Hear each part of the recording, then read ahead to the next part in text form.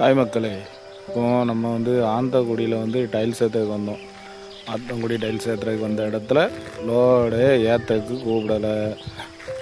எத்தனை மணிக்கு வந்தேன்? 12 மணிக்கு வந்தேன். 12 மணிக்கு வந்தும் இவ்வளோ நேரம் மணி என்ன 3-4 ஆகிட்டு கூப்பிடலை.